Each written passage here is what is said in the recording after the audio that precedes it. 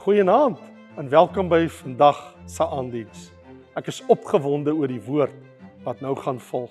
Maar ek wil eers vir almal wat ingeteken het op hierdie kanaal 'n groot dankie sê. Julle likes en kommentaar maak 'n groot verskil om hierdie video's uit te kry na mense wat ons nog nie bereik het met die woord van God nie. Ons aanlyn gemeente groei elke maand met ongeveer 500 nuwe mense, omdat julle so help om die video's te share deur WhatsApps en ook op Facebook. So vandag, deel asseblief hierdie boodskap met vriende en familie, sodat ons saam elke Afrikaner kan bereik met die goeie nuus van Jesus Christus. Geniet die boodskap wat nou volg en mag dit jou hart aanraak en jou geloof versterk in Jesus Christus, ons Here. Amen.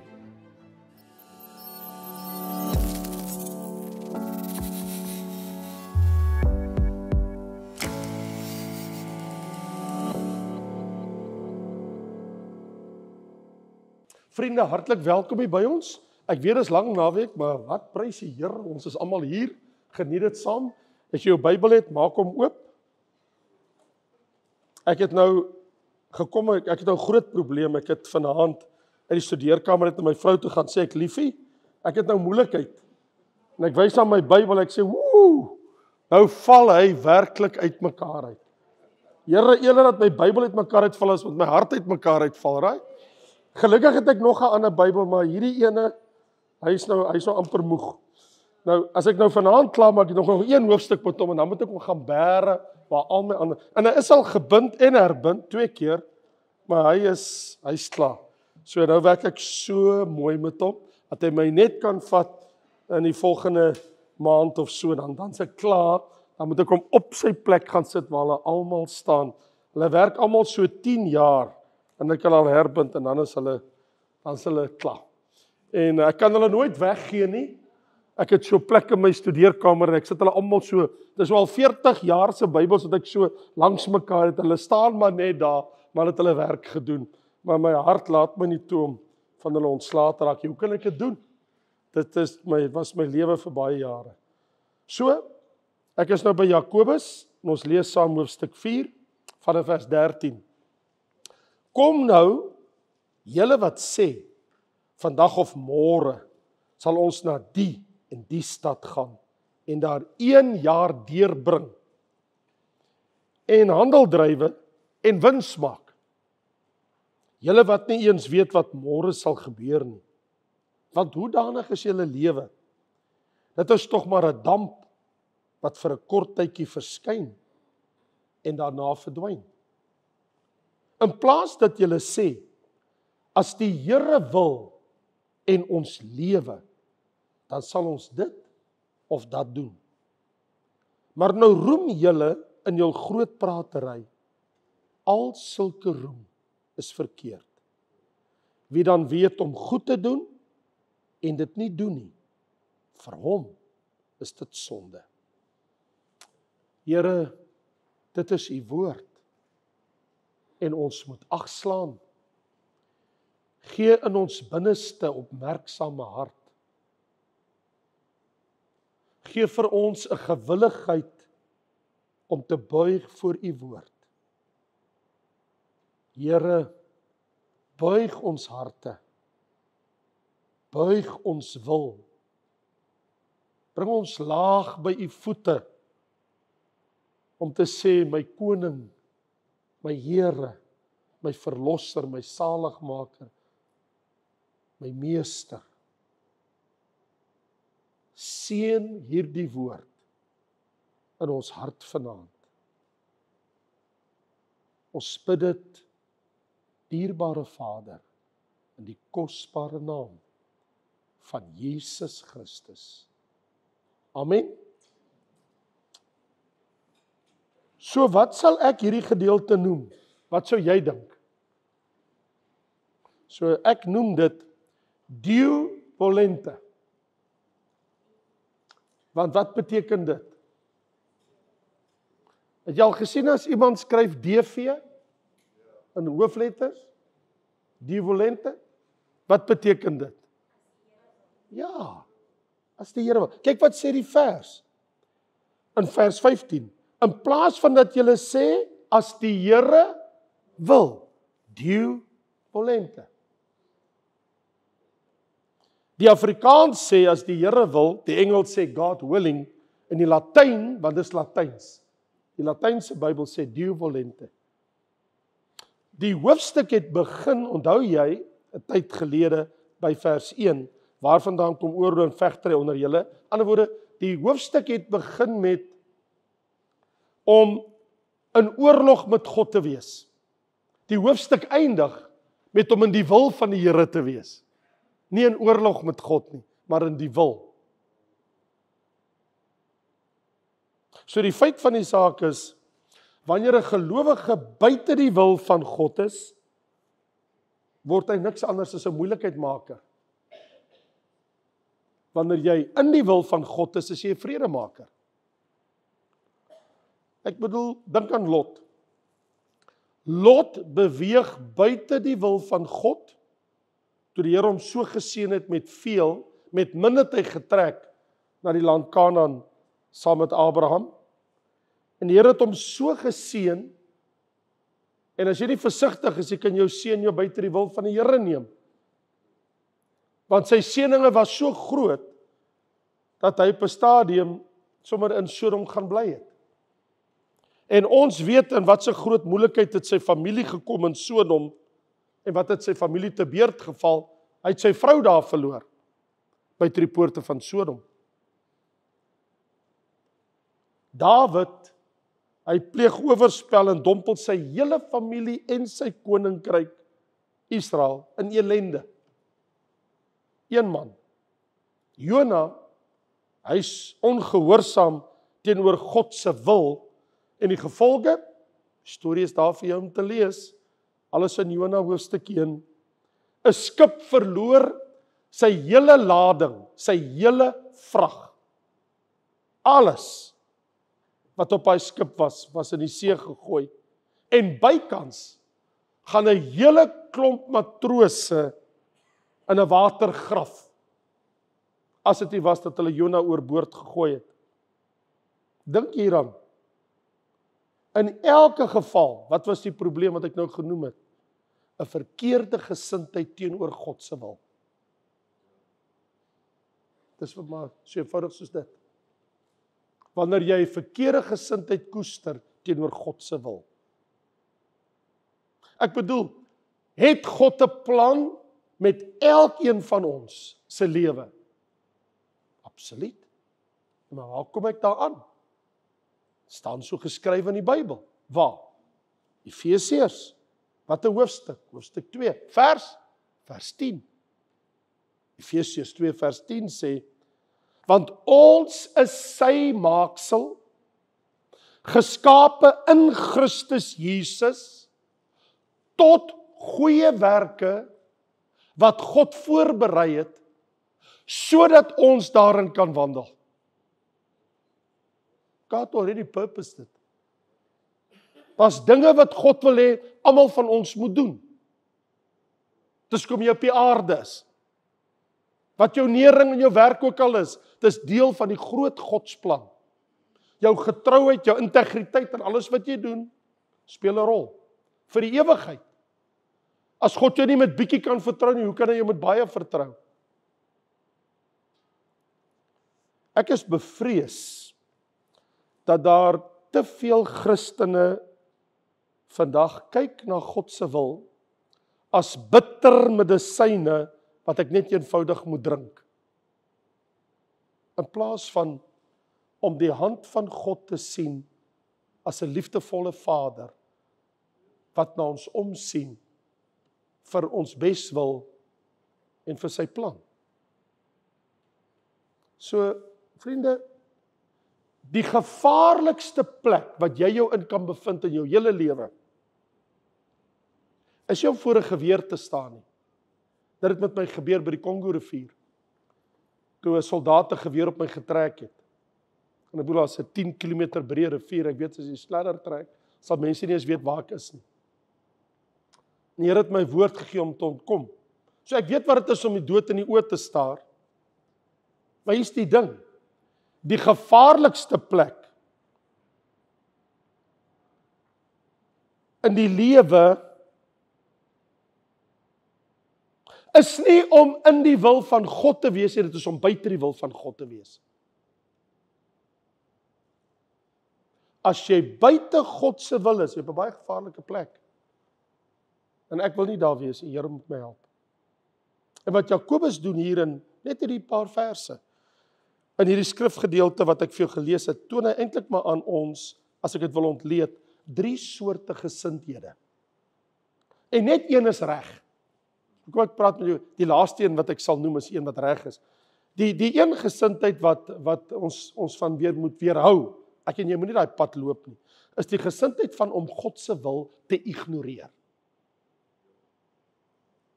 Dit is gevaarlik. Soos, kyk na die teks, vers 13. Kom nou julle wat sê, vandag of môre sal ons na daai en daai stad toe gaan, die en die stad. Ons gaan 1 jaar daar deurbring, ons gaan handel drywe, ons gaan wins maak. Hy sê, julle wat nie eens wat môre bring nie. Vers 16. Dit is groot pratery, hierdie roem is verkeerd. So, Jakobus praat van besigheidsmense in die gemeente. Hulle bespreek hulle besigheidsake en dan roem hulle oor hulle toekomsplanne, hoe hulle gaan geld maak. En onthou, as jy dit nie weet nie, die agtergrond tot hierdie tekste en hierdie boek wil ek ook net iets sê. Die Jode was groot besigheidsmense in die antieke wêreld. Kyk, 'n Jood weet hoe om besigheid te maak. En daardie era, in die tyd van Jakobus, toe hy hierdie brief geskryf het, was dit een van, dat oral nuwe dorpe en uiteindelik stede ontstaan, en saam met nuwe dorpe en stede wat ontstaan, goeie besigheidsgeleenthede. Is mos nou daar op die horison. En dit is 'n welbekende feit van daai tyd, dat die stigters van nuwe dorpe, en uiteindelik ook maar stede, hulle wou vreeslik graag Jode daar gehad het, want hulle het geweet, as hulle kom en bring hulle besigheid. En dis goed vir die ekonomie. En hulle het selfs in sommige gevalle gratis burgerskap daar by hulle aangebied, as hulle bereid is om te kom besigheid daar doen. Nou,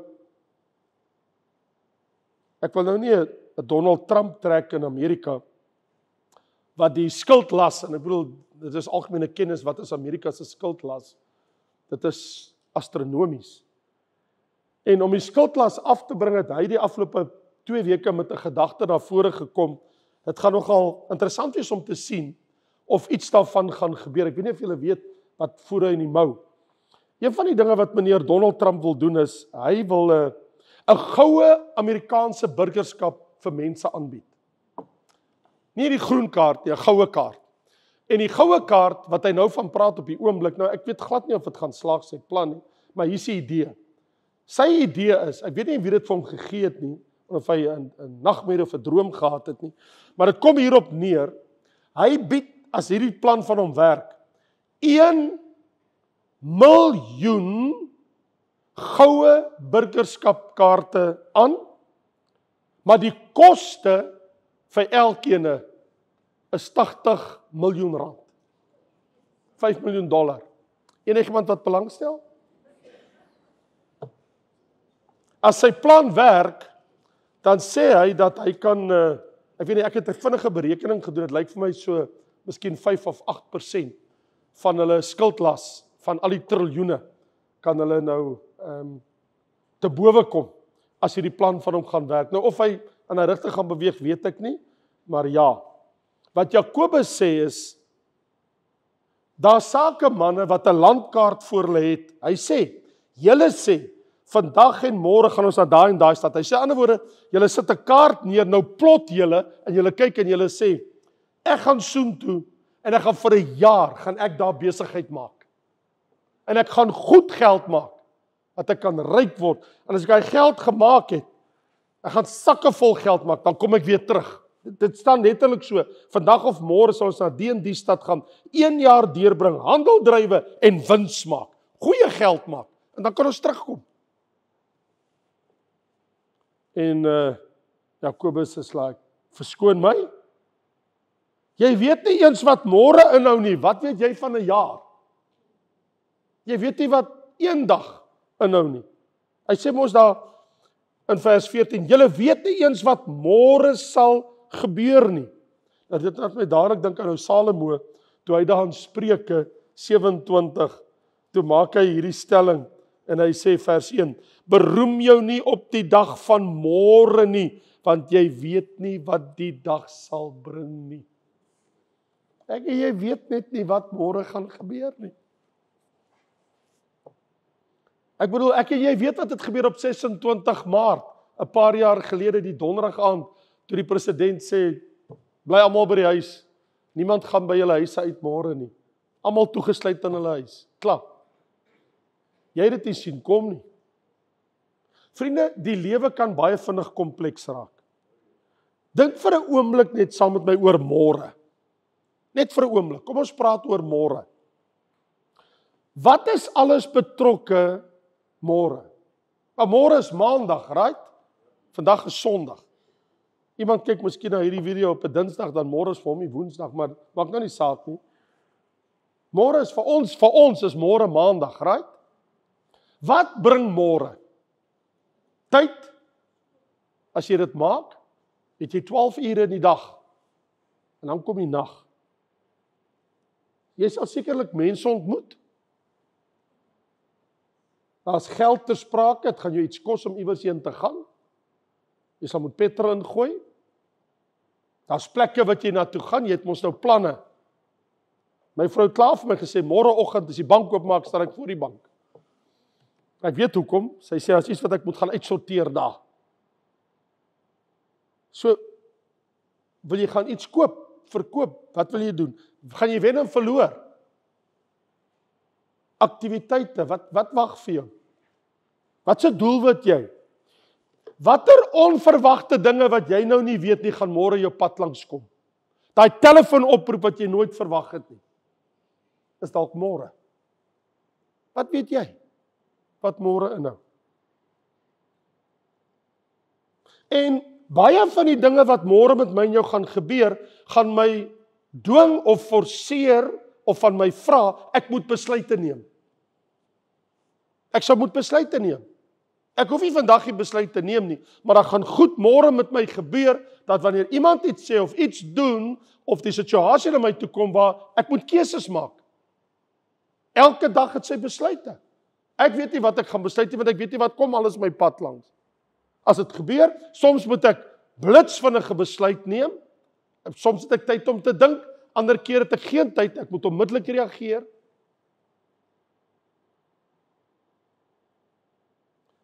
Behalwe vir die wil van God, is môre 'n misterie. Want die lewe is 'n misterie.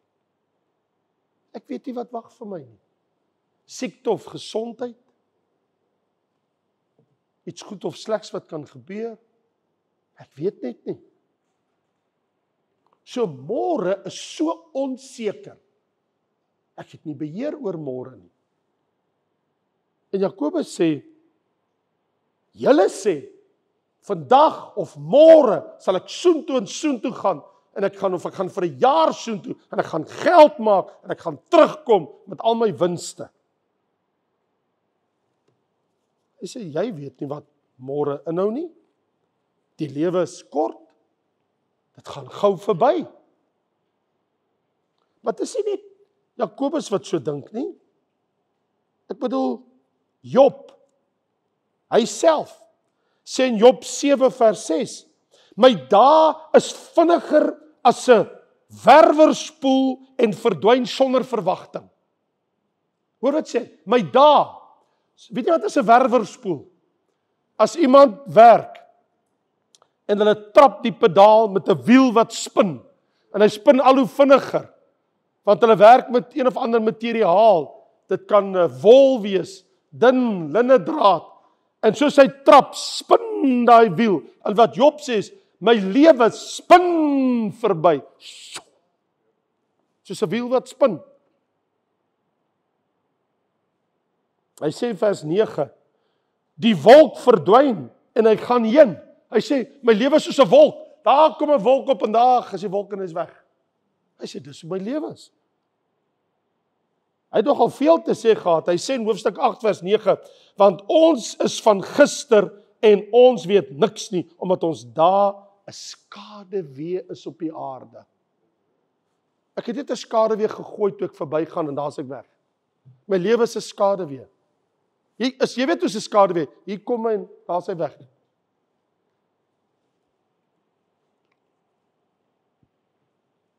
Hy sê in hoofstuk 9 vers 25: My dae was gouer as 'n hardloper. Soos iemand wat hardloop, wat teen 'n spoed hardloop. Ek voel vir my, sê Job, my dae is soos iemand wat vinnig gehardloop het en is verby. Dit was sy verstaan van hoe goue mense lewe kan verbygaan. Maar dit is nogal, moet ek volpunte gee vir Moses, die man van God, Moses. Hy sê in Psalm 90 sê hy daar in vers 12: Here, leer ons om ons dae so te tel, die dae wat ek op die aarde het, dat ons 'n wyse hart mag bekom. Hy sê, Here, dat my dae sal tel. Leer my om my dae te tel, dat ek 'n wyse hart sal bekom. Nou, ons weet almal, ons het vanoggend ook gesê vir Dirk geluk gewees met sy 60ste verjaarsdag. So, Dirk, hoe tel jy? Jy tel jou jare. As ek vir jou vra, hoe oud is jy? Hoe oud is jy? Jy tel in jare. Moses sê nee, jy moet dae tel. Die man van God sê tel jou dae, nie jou jare nie. So Raymond Daniel Lombard, die man wat hier staan het toe my dae gaan tel, en my lewensdae op die oomblik op hierdie aarde is vandag, ek lewe 23.668 dae vir jou inligting. Dis hoe oud ek is. 23.668ste dag is so pas verby, want die aand het aangebreek. So ek lewe 23.668 dae lank, vandat ek gebore is. Ek tel nie toe ek in my moeder se skoot was. Wat het alles met my gebeur in die 23.668 dae? Hoeveel het aan God behoort? Het dit enige wysheid in my hart gebring?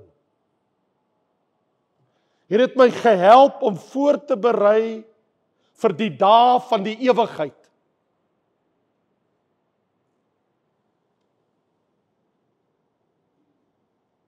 Of is my lewe net 'n skaduwee en dan sit weg?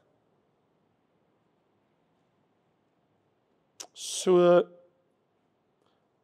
as ons nalat om God se woord te versaak in ons lewe, dan beteken dit eintlik, ek het God se woord geïgnoreer. En wat 'n dwaas sou ek dan wees? As dit is hoe ek my lewe gelei het, noem my dan 'n dwaas.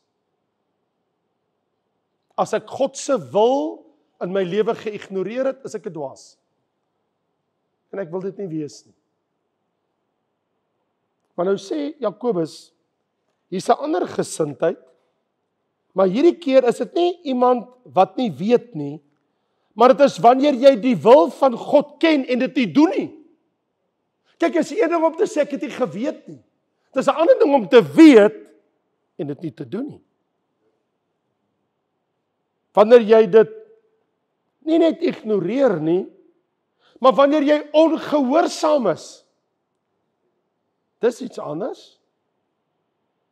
Dis hoekom Hebreërs 12 sê, dat God is ons Vader, en daar staan in vers 6, want die Here tugtig hom wat hy lief het, en hy kastei elke seun wat hy aanneem. Ander woorde, God in die hemel tree op, soos 'n liefdevolle Vader teenoor my en jou. En wat is dit? Vers 9 en vers 10. Verder het ons vaders na die vlees gehad as kastyders. My pa het my pak gegee, as ek nie luister nie. En ons het vir hulle ontsag gehad. Ek weet hoe het sit nie gedans as sy pa aankom, want sy suster het my alles vertel. Ek weet hoe het hy gepleit.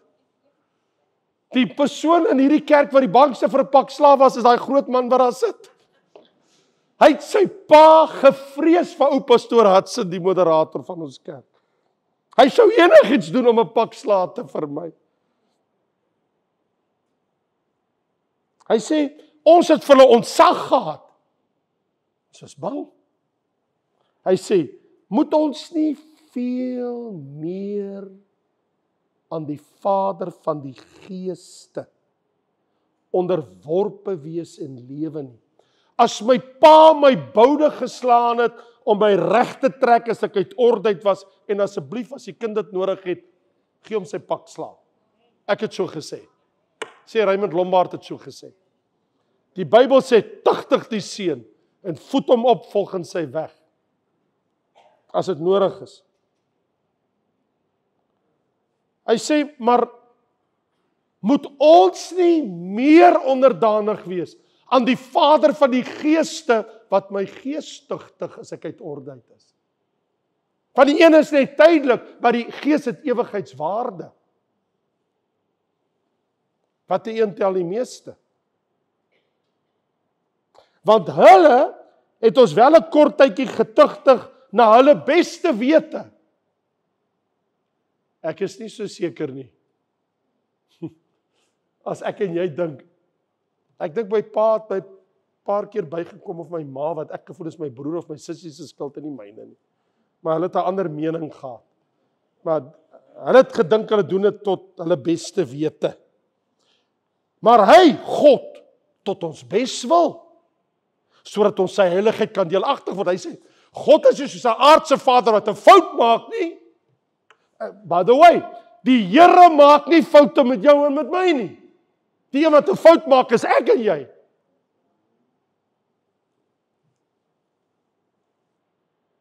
So, die skrywer sê, omdat God ons liefhet, tugtig hy ons soos 'n liefdevolle Vader.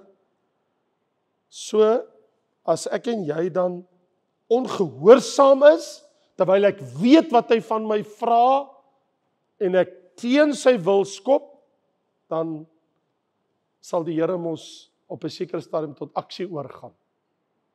En ons sal dalk nie daarvan hou nie. Maar nou hier is eintlik die ding waarby ek wil kom. En dis die gesindheid van God se wil te gehoorsaam. Wat is sy wil? Want vers 15 sê, in plaas van dat julle sê, Dieu volente, as die Here wil, en ons lewe, dan sal ons dit of dat doen. Hy sê, dis die gesindheid wat God by jou soek. Dis een van, laat die Here se wil geskied in hierdie saak.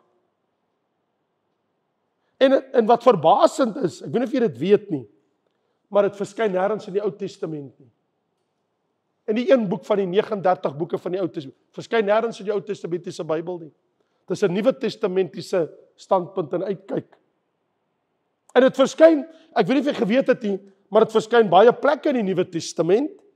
Handelinge 18 vers 21 lees ons, maar van hulle afskeid geneem en hy het gesê, is Paulus hulle, ek moet sekerlik die komende fees in Jerusalem vier. Ek is op pad Jerusalem toe, want die Pinksterfees kom. Hy sê, maar ek sal weer na julle terugkom, as God wil, Dieu volente.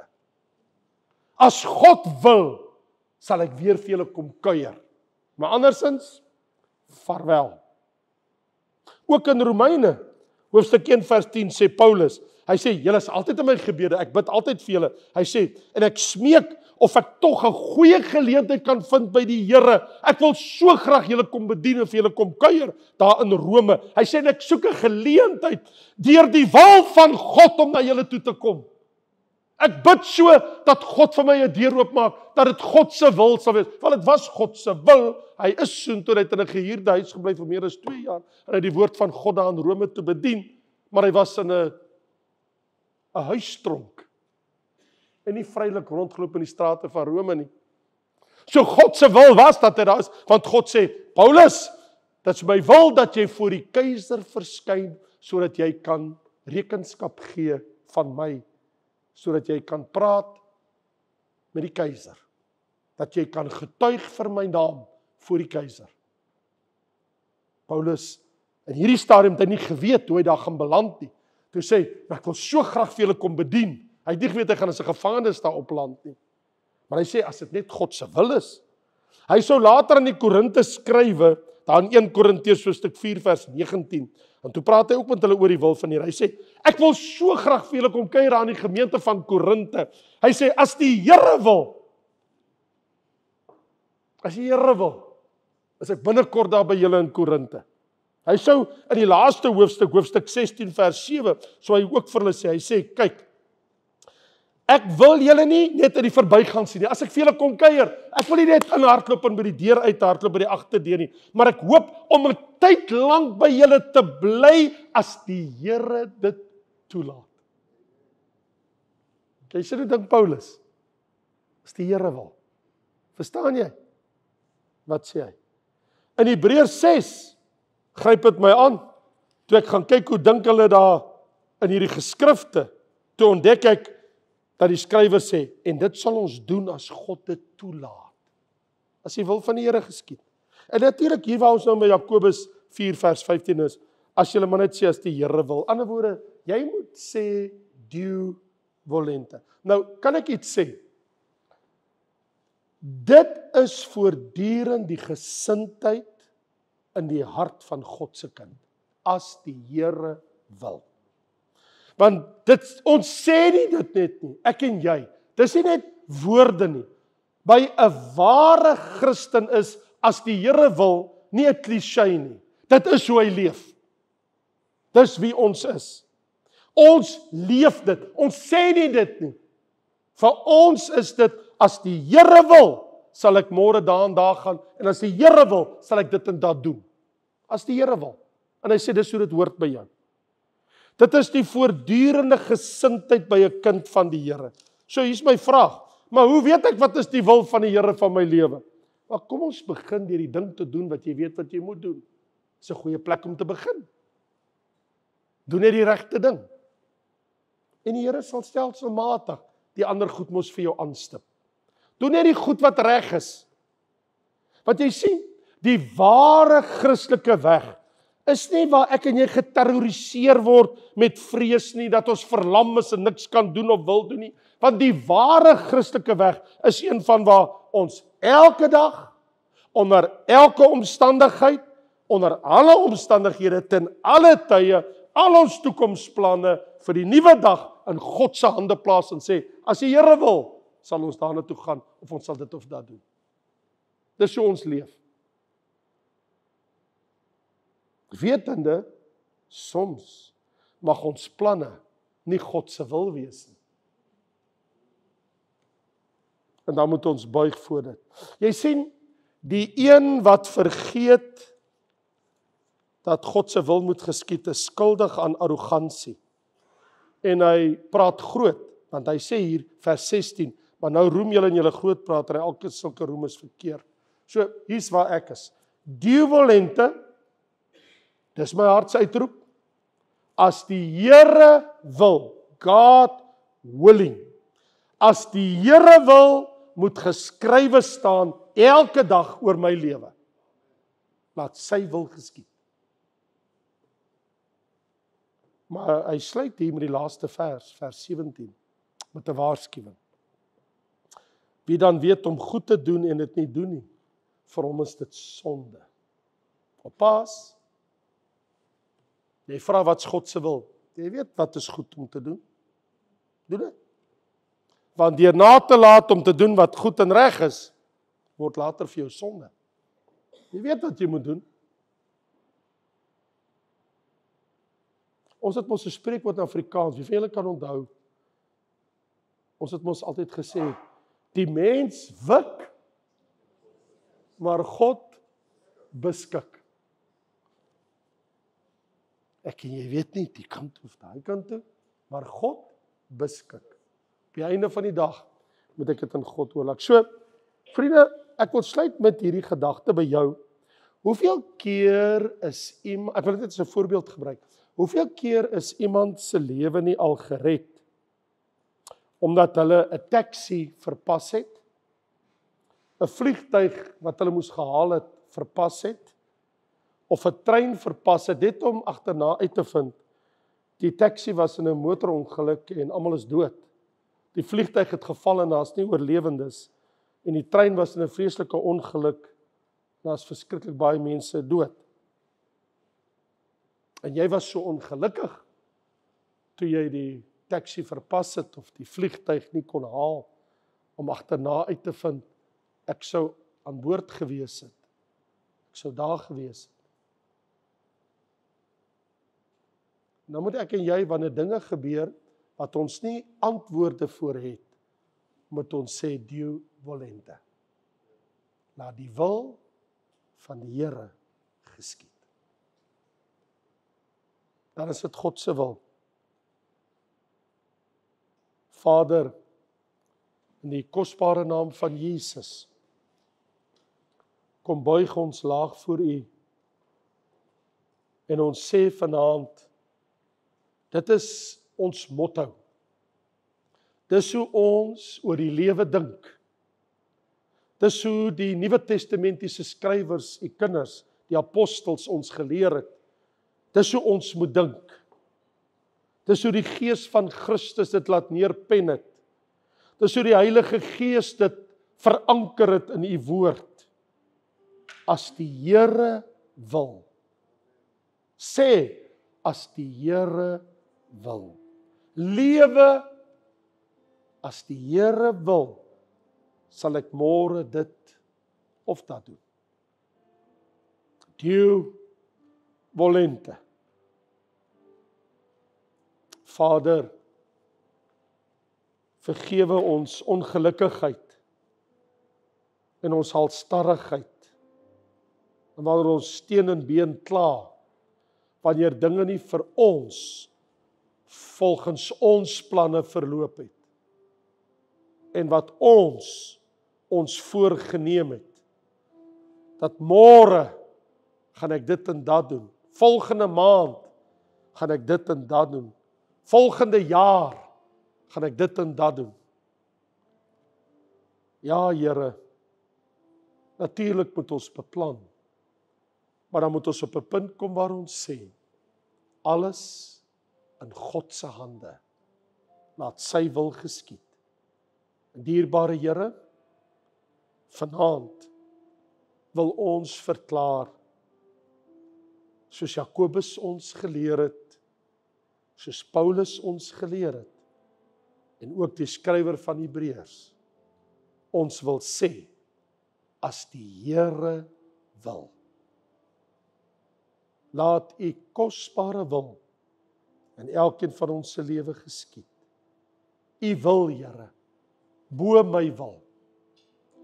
Soos Jesus gebid het in Getsemane, nie my wil nie, maar U wil geskied.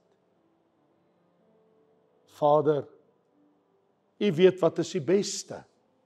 En ons wil nou alles in U toevertrou, die dag van môre, en oormôre, en volgende week, en die maand daarna, en die jaar daarna, wil ons sê, Deo volente. In Jesus naam, as die Here wil. En al die kinders van die Here sê, Amen. Mag die Here jou seën met